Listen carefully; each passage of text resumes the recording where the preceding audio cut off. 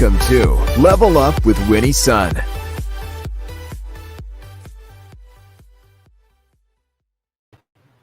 Hello, my friends, and thank you so much for tuning in. Happy Wednesday. In fact, today is Tweet Chat Wednesday. For those of you who joined us on Tweet Chat, it was so wonderful to see you. As you know, every Wednesday we host the largest business social media chat on Twitter, and it's the hashtag Winnie Sun.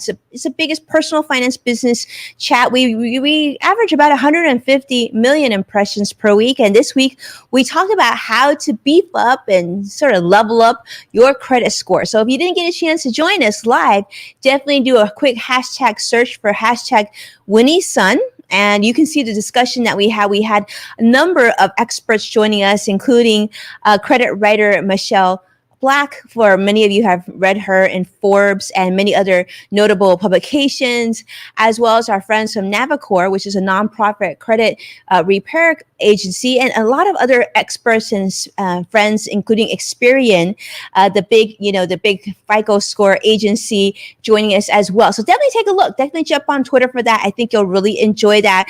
Want to say a quick hello to my friend Cross-Sex Fighter on YouTube. It's wonderful to see you. Joshua, it's great to have you here. Now, if you're joining us on a replay, a big hello to all of you as well. Thank you so much for tuning in. It's wonderful to have you here. It's wonderful. It's a great Wednesday. I'm excited to be here with my producers and my team here. Let's let you know how the market closed. Well, I wish I had good news for you, but it's almost like the third day of down days because unfortunately the market closed down yet again. The Dow closed down 164 points. The NASDAQ, down 3, so not horrible, but yesterday wasn't so great. And the S&P down 12. Now, stocks fall for its third day, and you may have seen the big news of today. It was, of course, a very dramatic drop in the area of cryptocurrency. But as a reminder, I can't talk much about it because I am fully licensed, but that being said, that's what happened. And so it definitely made an impact on the financial markets. But you know what's making a comeback?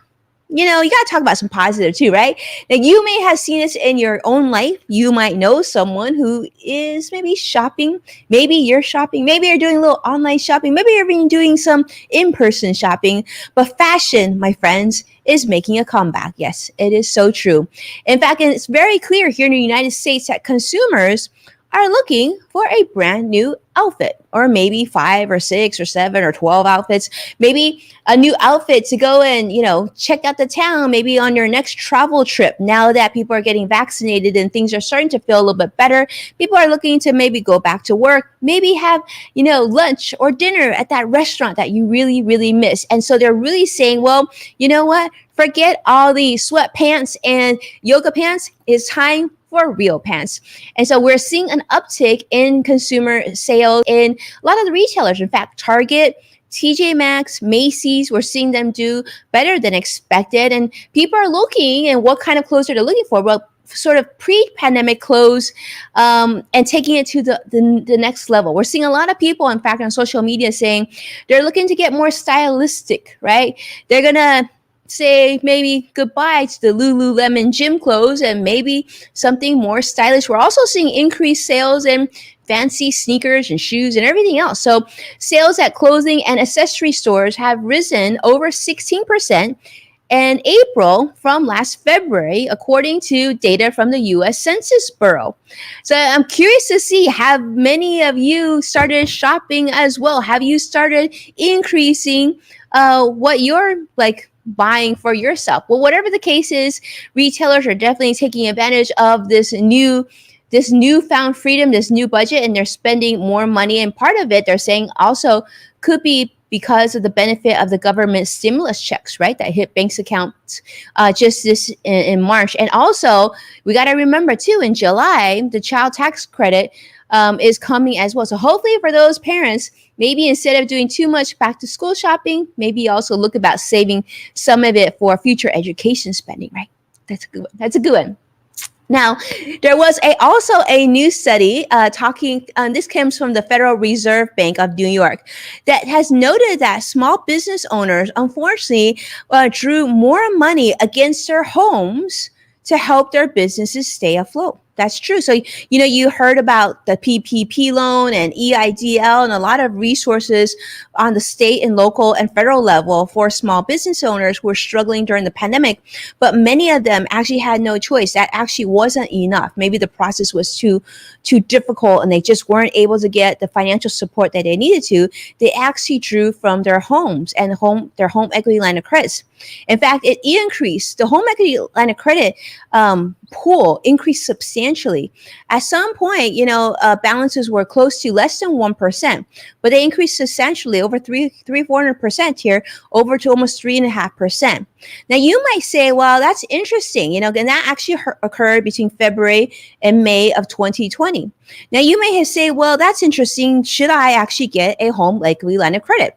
So I want to touch upon that point really quickly, because something that I've actually been talking to our clients and people that I speak to corporations and employees all the time, is I actually really like having a home equity line of credit. I have one on my house as well.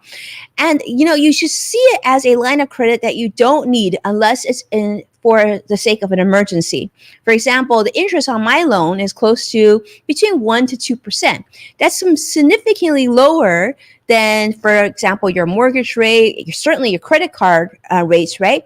So just in case you need a cash flow for an emergency, that's a great place to grab from. That's going to be, in most cases, less expensive than other ways of borrowing. But it should always be seen as a last resort. Don't borrow from your house unless you fully intend to pay it back, you're able to pay it back, and most importantly, you're treating it as an emergency fund rather than a revolving line of credit. The other thing I want to note also is those of you who are thinking about getting a HELOC, do be mindful though now creditors are really looking for that income that you have. So if you don't have income, you might have a harder time getting a home equity line of credit, even if you have equity on your home. But if you have equity in your home and you're still receiving a healthy paycheck and your FICO score, your credit score is healthy, definitely look into setting one up, because in most cases, these are cost-free. They usually don't charge you anything, but you really want to be mindful if they have any prepayment penalties or early closure fees, things like that, just in case you decide to, move from your house or sell your house or something like that. Now, on other matters, let's talk about President Joe Biden. Now, President Joe Biden has been talking about and continues to talk about how he wants to raise taxes on wealthy households and, of course, businesses as well. But did you know that many of these tax hikes that are poised to happen would have happened irregardless if President Biden had reached office? And that's because back in the day when lawmakers structured the 2017 Tax Cuts and Jobs Act, there were already many probably cut taxes for individuals in certain levels, but it also meant increasing taxes for larger estates, and the benefits largely accrued on the top 1%. This is according to Tax Foundation, but this has been trending news and a lot of financial analysts are talking about it right now. So I want to make sure to put that on your radar. And let's have some fun. Let's talk about something positive, and that's one to level up on. Let's talk about something fun. Are you going to be headed to Northern California? Maybe even thinking about driving to San Francisco? Well, if you are, maybe swing by Alameda, because there's something special that you ought to check out. In fact, this is something I thought would be really fun to check out. There's something called the Titan Arum, which is, if you can see the picture that we're sharing here, it's a tree, it's a flower type of thing, but it's actually a flower.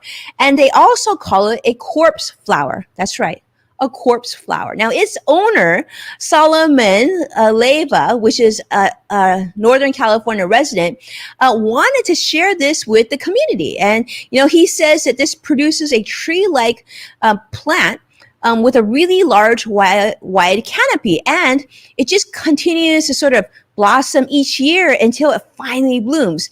And this can take 10, 15, and even 20 years.